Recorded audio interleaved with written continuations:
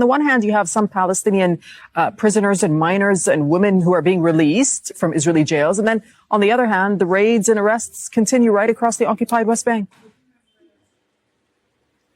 That is correct. If you look at what is happening now, what's been happening over the past few days, for every family that is celebrating the return of a loved one, there is a family that is suffering the detention of someone.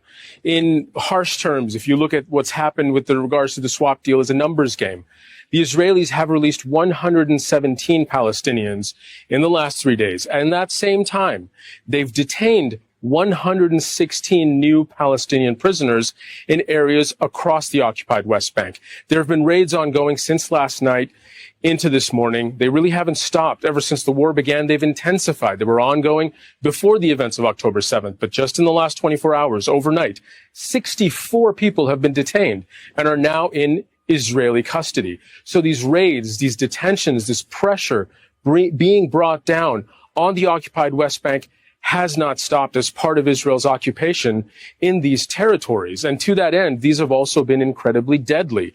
At least 239 people have lost their lives in the occupied West Bank, where there is no Hamas, since the events of October 7th. Israel often identifies itself as the only